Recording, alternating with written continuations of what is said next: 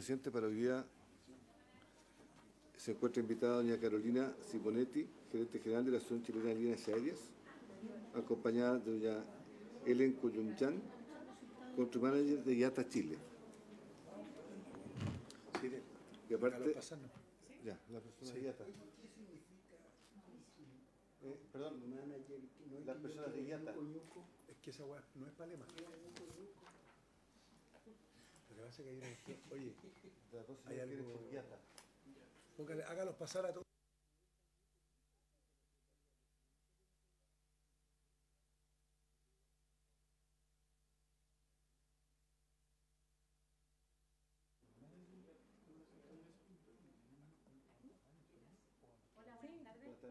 Asiento, por favor.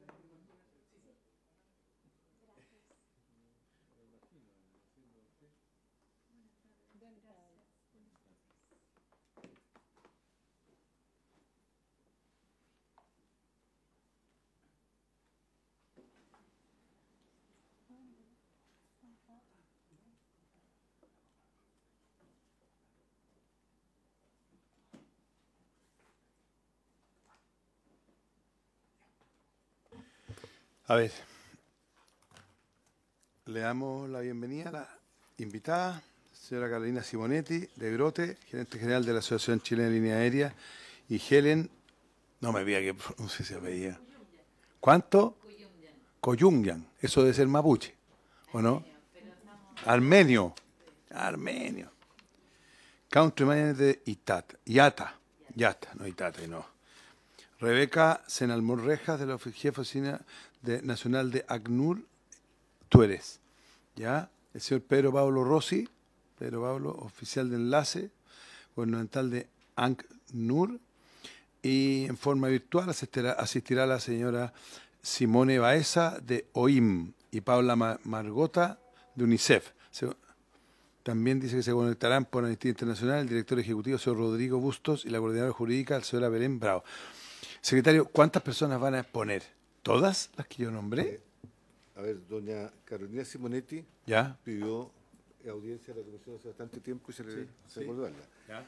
Todas las demás instituciones pidieron en conjunto una audiencia. ¿Todas? Las cuatro, sí, ellos lo pidieron en conjunto. En conjunto. ¿Y quién va a hablar? ¿Usted habla por las cuatro? Ya, ok. Entonces, vamos a ver, nosotros tenemos sala a las 4. Por lo tanto, 10 minutos, ¿está bien para la exposición? ¿Está bien con 10 minutos? Ya. ¿Usted puede tomar el tiempo, secretario, por favor? Ya. Carolina Simonetti, de Grote, por favor, le ofrezco la palabra. Gracias, presidente. ¿Se escucha bien? Bien fuerte, sí, porque más cerca del parlante. Ahí sí. Bueno, nosotros, Helen y yo, venimos representando a las líneas aéreas.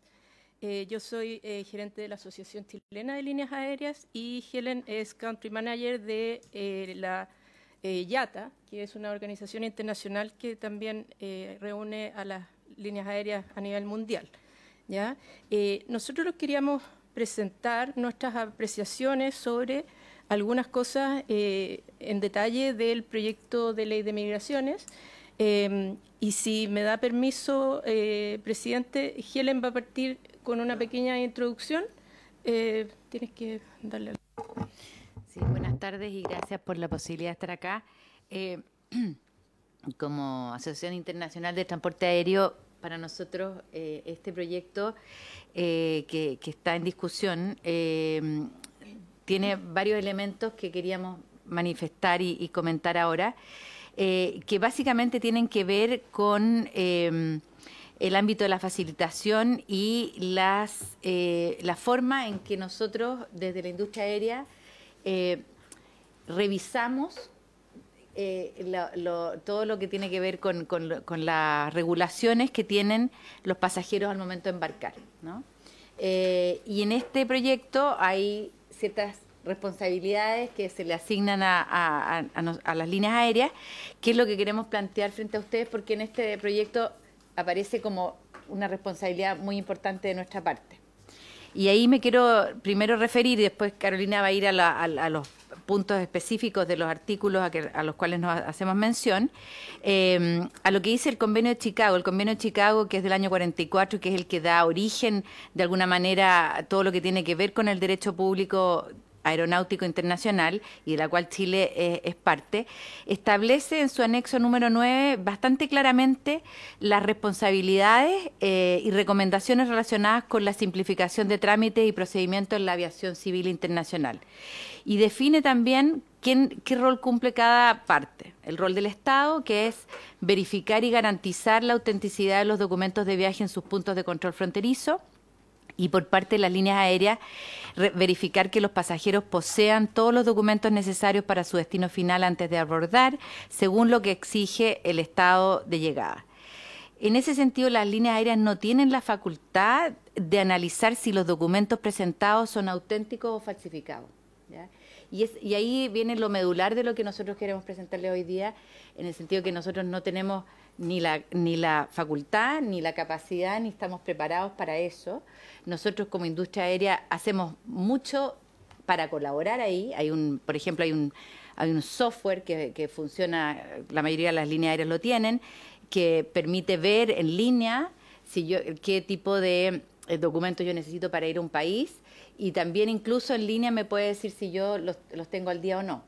Pero no somos la PDI, digamos, para ponerlo así bien concretamente, para verificar si ese documento es veraz o no. Y eso, de alguna manera, es lo que queríamos partir como transmitiendo, porque efectivamente dedicamos mucho esfuerzo, recursos, y estamos permanentemente al día. Tenemos un convenio con la Cancillería, en este caso de Chile, para tener la última información respecto de lo que se espera de cada pasajero que viene al país o que sale del país, pero sin embargo no es nuestra facultad determinar la veracidad de los documentos. Eso es como para dar el contexto.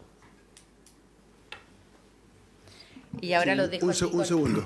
Con Carolina. Sí. Dele, señor Custer. Quiero consultar si a partir de esa detección, porque detectan situaciones complejas, ustedes inmediatamente avisan a investigaciones, a relaciones exteriores, a quien le avisan, y se pone en marcha toda una maquinaria, porque yo, conociendo lo que conozco, me imagino que eso es como lo más eficaz que hay para detectar situaciones sospechosas o... ¿Cómo proceden en el caso de una situación anormal, incorrecta, improcedente?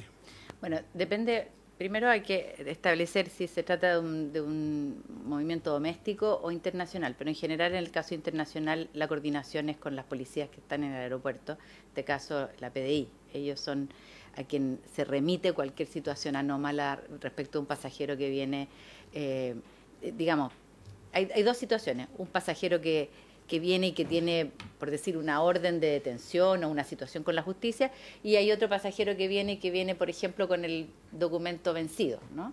Esa información nosotros la constatamos. Si el documento está vencido, se le dice inmediatamente, y la persona no puede ni siquiera embarcar, ni siquiera llega a la PDI. Cuando hay situaciones anómalas que se detecta algo, inmediatamente se le informa a las policías. Pero finalmente, el último, digamos, eslabón es la PDI al momento que la persona pasa a Policía Internacional. En el caso de Movimiento Nacional, ahí no ocurre, porque simplemente se verifica la existencia del documento, ya sea el carné o el pasaporte, lo que tenga la persona, y el boarding pass, digamos, lo que lo permite. Y lo que hace básicamente la línea aérea es constatar de que ese boarding sea de la persona que está con el documento. Más no, hasta ahí llega la responsabilidad.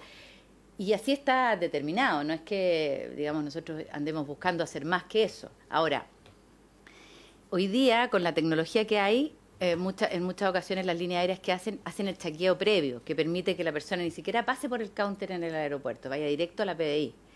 Y lo que ocurre es que en muchos casos, especialmente aquellos que no requieren visado, automáticamente me va a arrojar que digamos, la posibilidad de llegar directo a la PDI si es que yo estoy de acuerdo con mis documentos de viaje. Si necesito la visa, probablemente ahí me va a pedir que vaya y haga el chequeo en el aeropuerto. Pero cada país tiene sus propias normas, digamos, y eso nosotros lo tenemos todo ingresado, por decirlo así, en un software que le va arrojando la línea aérea y le va diciendo esto requiere visa, esta persona tiene que pasar al counter, del counter tiene que ir a la PDI, las distintas cosas. Tiene 8.000 millones de habitantes. Es un software bien completo. O sea, el software se refiere más bien a las regulaciones, no a la base de datos respecto de las personas. Entonces, sí. Algo a propósito de lo que tratamos en la última reunión, que lo mencionó usted, que es si un extranjero está en Chile con sus documentos vencidos y quiere tomar LAN para volver a su país, lo dejan en Chile. Si un pasajero, efectivamente, no va a poder embarcar si tiene los documentos vencidos. Después dice que hay que echarlo, que hacer claro. Sí, efectivamente, la legalidad es esa. Carolina. Gracias, presidente. Bueno, ahora vamos a ir directo a lo que nos preocupa del proyecto de ley, que son básicamente referentes a dos artículos, el 112 y el 113. Este es un resumen. En el 112 hubo un cambio de redacción y se eliminaron algunos conceptos como facilitación y promoción, ¿ya? Y se reemplazó por incurrir en conductas. Y a la vez estas conductas están redactadas de una forma que a nosotros nos preocupa porque son muy ambiguas en su posible interpretación y podrían eventualmente aplicarse a las aerolíneas comerciales. Y finalmente, dado que se configurara una conducta, las sanciones son bastante importantes, pudiendo una aerolínea, después de cometer 3 veces una misma conducta, verse imposibilitada de operar hasta 5 meses, ¿ya? Y finalmente, en el artículo 113 tenemos un reparo respecto a la eliminación del inciso segundo de la ley vigente, que daba expreso derecho a las aerolíneas a defenderse y eximirse de las sanciones si demostraban que habían tomado todos los resguardos necesarios. Respecto al primer punto, tenemos este cambio de redacción que nos preocupa que se omita la parte de facilitar o promover, que eso indica que es una intención de cometer una ilegalidad, ya que uno dispuso de medios, de organización, ejecución e intención de realizar un traslado ilegal, por lo cual esto podría finalmente traducirse en que cometida una conducta por omisión o error, poder caer en este tipo de ilegalidades, ¿ya? Respecto de las conductas, queremos, por ejemplo, mencionar que en la letra D, que dice trasladen en el territorio nacional a una persona extranjera que haya ingresado por paso no habilitado o eludiendo el control migratorio. Y acá nosotros decimos, si una persona ingresó ilegalmente y toma un vuelo eventualmente de Santiago a Concepción, la línea aérea no tiene cómo detectar eso, ¿ya? Y a pesar de eso caería en una de estas conductas que son sancionadas. Otra de las redacciones preocupantes para nosotros son las letras B y C, que, por ejemplo, dice trasladen desde la zona fronteriza hacia el territorio nacional a una persona extranjera que haya ingresado por paso no habilitado, o al revés, trasladen desde la zona fronteriza hacia territorio extranjero. En este último caso, por ejemplo, podría darse que en el aeropuerto de Balmaceda, que está a muy poco de la frontera, si nosotros trasladamos a alguien en avión hacia Argentina, estaríamos cometiendo esta conducta y por lo tanto podría la línea aérea ser sancionada. Y finalmente, bueno, como decíamos que las sanciones son una primera reiteración, la aeronave está impedida de operar durante 3 meses, y una segunda reiteración, la persona jurídica podría ser suspendida por hasta 5 meses, y eso significa que una aerolínea que concurriera en estas conductas, no necesariamente ilegalmente, sino que por omisión o error, podría ser impedida de operar por 5 meses, además de las multas correspondientes. Entonces, creemos que acá probablemente el espíritu de esta redacción tenía como foco otra cosa, probablemente un transporte específico de personas migrantes y no un avión comercial en general. Finalmente, respecto al artículo 113, como les mencionaba en un principio, la ley vigente tiene un segundo inciso que le da expreso derecho a la línea aérea o la empresa de transporte, en este caso, que pueda demostrar que tomaron las precauciones adecuadas.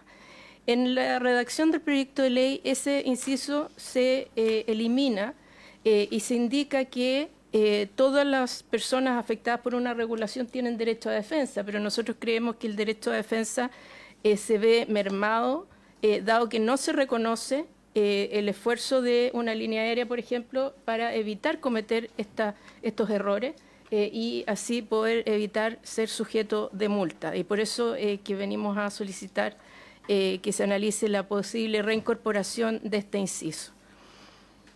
Esas son nuestras observaciones, bastante concretas y rápidas, así que esperamos que les hagan sentido. Muchas gracias. Gracias. ¿Usted nos puede mandar un documento concreto con sus precisiones? Está enviado, lo tiene Mariela. ¿Sí?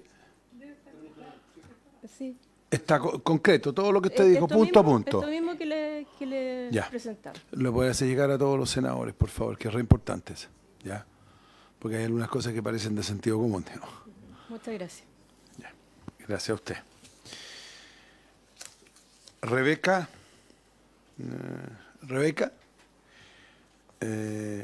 Senalmor. Puros apellidos difíciles hoy día.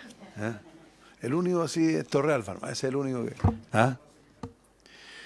Le ofrezco la palabra. Muchas gracias. Agradezco al señor presidente y por su intermedio a los honorables senadoras y senadores presentes en esta honorable comisión por su amable invitación.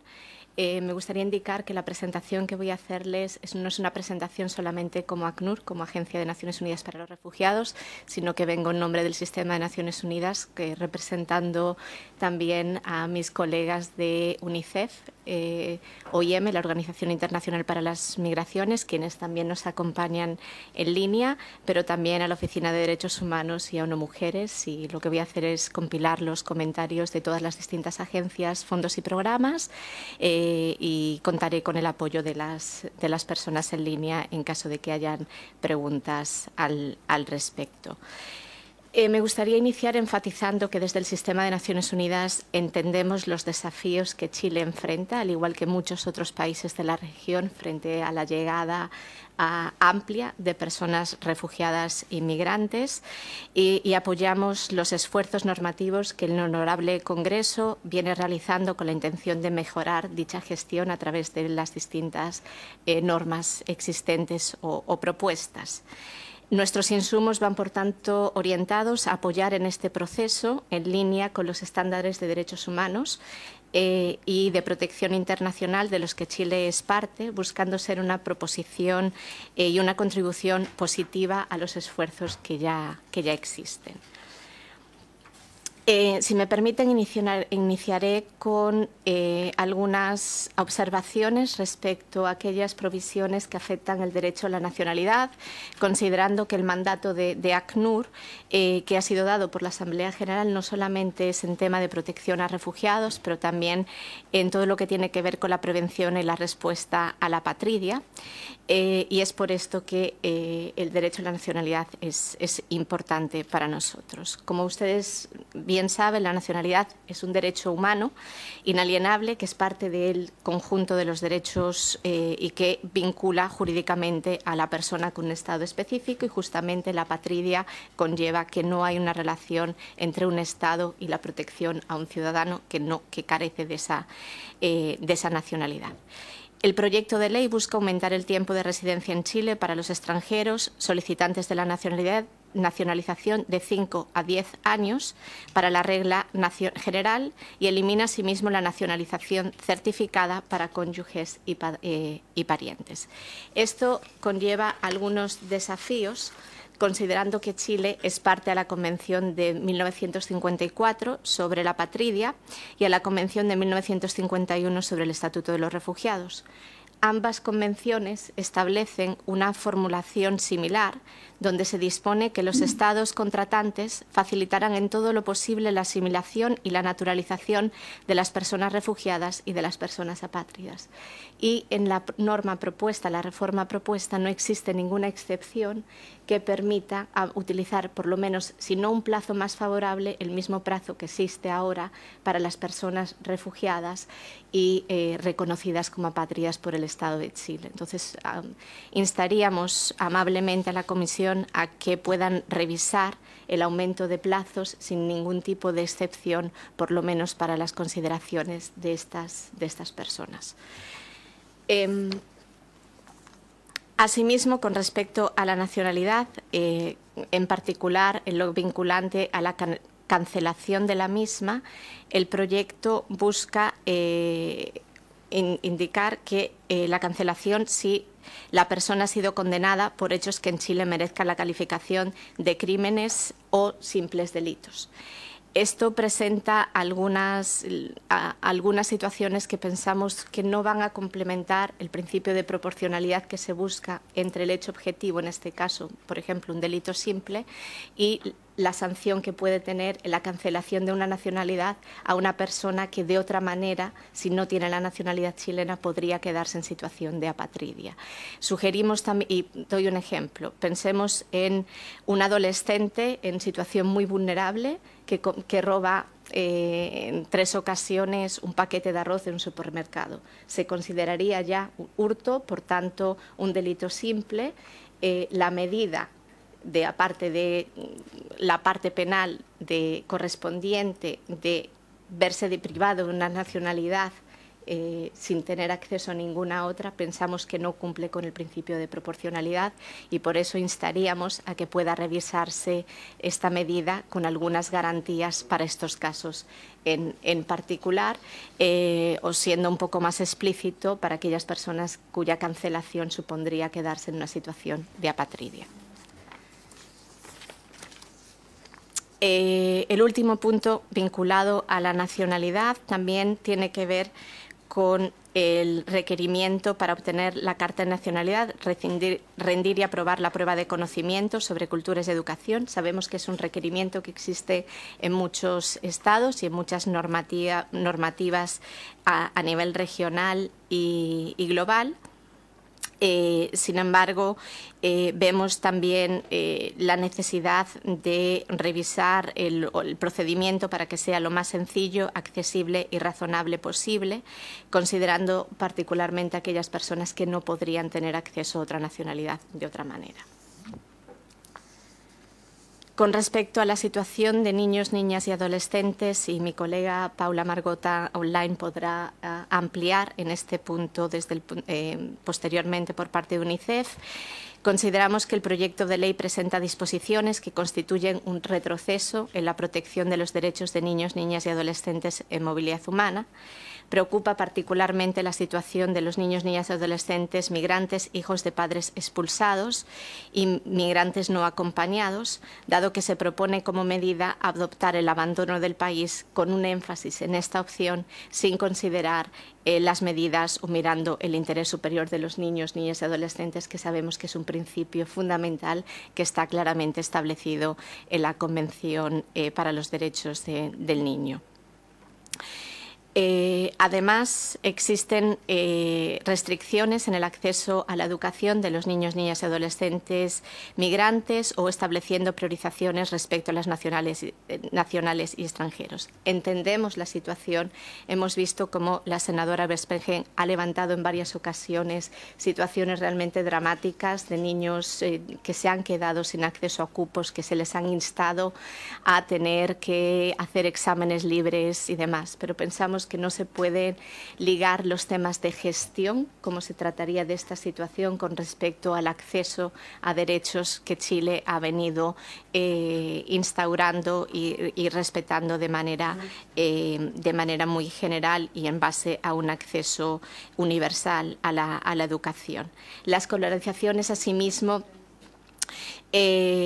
clave para la integración, dado que no solamente ofrece la oportunidad para que puedan seguir aprendiendo y recibiendo alimentación y cuidado, sino que también genera un mayor compromiso de las personas con la educación. Y otro punto que a lo mejor ya no está tan basado en estándares internacionales, pero que me parece importante también hacer, es que lo que hemos visto en nuestra vasta experiencia trabajando en situaciones de desplazamiento y exclusión es que el acceso a la educación es también un mecanismo de protección para los niños, niñas, pero también para las comunidades, porque si vamos a tener niños y adolescentes que quedan fuera del sistema escolar, va a haber un riesgo enorme de que esos niños y adolescentes se conviertan en víctima fácil del crimen organizado, pensando en que es un nicho de oportunidad tremendo y al final las medidas que buscamos o lo que buscamos con el espíritu de este tipo de propuestas va a jugar en negativo con respecto a lo que se pretende alcanzar, aparte de vulnerar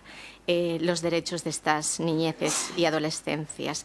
Además, esto contraviene a las normas existentes o la Convención sobre los Derechos del Niño, pero también la Ley 21.430 sobre las garantías de la niñez, entre otros instrumentos internacionales ratificados por Chile. Con respecto a la situación de las mujeres y niñas en movilidad, también se considera que el proyecto de ley tiene un impacto desproporcionado en la restricción de derechos de mujeres y niñas en movilidad, debido a la discriminación múltiple que enfrentan, constituyendo un retroceso en la obligación estatal de protección a sus derechos. Particularmente preocupa en lo vinculado al derecho de la salud, que expondré un poquito más adelante, dado que la mayor parte de las mujeres refugiadas y migrantes que llegan al territorio se encuentran en edad reproductiva. Las limitaciones establecidas para el acceso a salud también podría obstaculizar el acceso a salud sexual y reproductiva, con lo que esto puede implicar, incluyendo, por supuesto, controles de embarazo. Lo mismo, la revocación de permisos de residencia pueden tener un impacto desproporcionado en el caso de las mujeres, considerando además que la mayor parte de ellas trabajan en sectores informales de la economía, sobre todo en el comercio ambulante, entre otros, debido a la falta de acceso a servicios de cuidado infantil y la incompatibilidad con la mayor parte de las ocupaciones remuneradas con las tareas de cuidado. Como recomendación en este sentido, se solicita amablemente considerar la supresión de aquellas normas que contravinieran la Convención para la Eliminación de todas las formas de discriminación contra la mujer, entre otros instrumentos internacionales que han sido ratificados por Chile.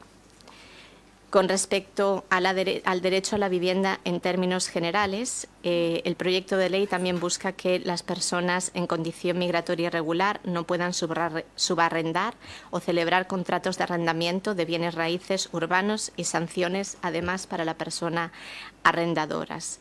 Esto puede agravar la falta de acceso a vivienda adecuada que enfrentan estas personas, empujando además a las familias a buscar soluciones habitacionales, principalmente en asentamientos irregulares que no cuentan con los servicios básicos ni condiciones mínimas para una vida, donde sabemos además que operan, y nuevamente los temas de seguridad, muchas de las entidades del crimen organizado y demás, haciendo que las personas sean mucho más vulnerables frente a este tipo de situaciones.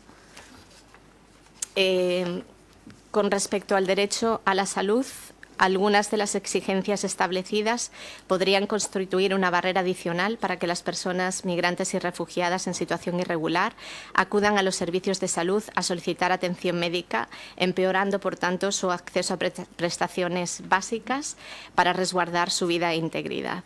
El tema del derecho a la salud representa, además, la negación de un derecho fundamental, pero también puede generar riesgos para la propia población nacional, pensando en que muchas personas, por ejemplo, inmunizaciones, acceso a vacunas, las personas pueden no llegar a los centros de salud pensando en que van a sufrir las medidas que se establecen en la ley, y esto podría suponer problemas de salud pública para la propia población. Aquí nuestros colegas de OPS y OMS podrán aportar mucho más en el caso de que sea de interés de la honorable comisión. La recomendación que como sistema haríamos es eliminar cualquier recondicionamiento vinculado al estatus migratorio para acceder a los servicios de salud y garantizar barreras cortafuegos que aseguren una separación entre los datos que tienen que ver con los servicios de salud y los datos migratorios al respecto. Con respecto a los delitos migratorios, y muy en la línea de lo mencionado también por las colegas que me precedieron, con respecto al transporte de personas con ingreso irregular. Tal vez permítanme iniciar también diciendo que entendemos perfectamente la necesidad de luchar y establecer medidas que ataquen de manera rotunda el tráfico ilícito de personas migrantes. Sabemos que es una necesidad y la apoyamos totalmente, y el coyotaje. Sin embargo, hay que buscar equilibrios en lo que pueden ser otro tipo de situaciones que no tienen una intencionalidad de delinquir a la hora de potenciar estos movimientos. Pensemos también, por ejemplo, esta medida tal y como está estipulada, en un caso que podría darse, un solicitante de asilo que no tiene documentos, ingresa al territorio de manera irregular, Chile lo solicita protección internacional, Chile lo reconoce como refugiado y años después comete una infracción, una multa, y tendría el agravante de haber ingresado de manera irregular al territorio y demás. Entonces, vemos que nuevamente pues, se podrían incorporar algunas situaciones al respecto, algunas excepciones, pensando en necesidades de transporte humanitario, o pensar una persona en la frontera que está en una situación grave de salud que hay que atender.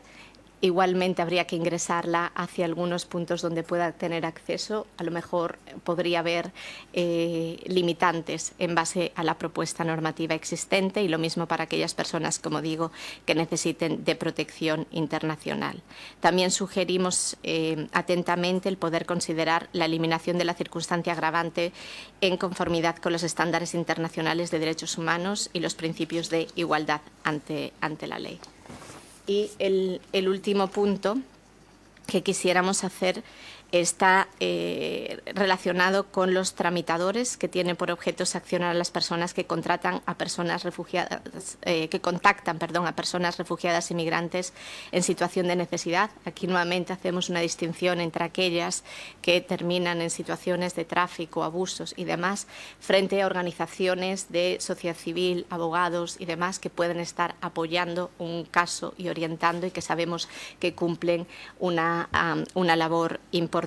Entonces, nos parece muy importante el poder precisar la redacción del tipo penal para que se puedan excluir expresamente actividades legítimas de asesoría jurídica, asistencia humanitaria y defensa de derechos humanos, asegurando así la protección del libre ejercicio profesional y el derecho a la defensa, que son derechos fundamentales. Con esto concluyo, tal vez destacando que, como decía al inicio de mi intervención, sabemos que los desafíos son enormes y no pueden ser resueltos por los Estados de manera aislados, que requiere los esfuerzos colectivos de muchas y muchos, teniendo en cuenta no solamente las necesidades de las personas refugiadas y migrantes, pero también de las comunidades de acogida, porque sabemos que son sometidas a mucha presión con la llegada adicional de estas personas, y muchas veces, como decimos, se trata de mejorar la gestión y no tanto potenciar o privilegiar derechos de unos sobre los otros. Desde el Sistema de Naciones Unidas quedamos a su entera disposición para poder apoyarles en estas u otras medidas que puedan requerir. Por supuesto, les compartiremos esta presentación, así como otras observaciones mucho más detalladas al respecto, y les agradecemos nuevamente por este espacio. Okay, ¿el Ejecutivo quiere hacer algún comentario? ¿No? ¿Ofrezco la palabra a los senadores? Le pido que la presentación, y si hay alguna minuta concreta, lo haga llegar por la Secretaría a todos los senadores. ¿Sí? Entonces, habiéndose cumplido el objetivo de esta sesión, comisión se levanta. Gracias.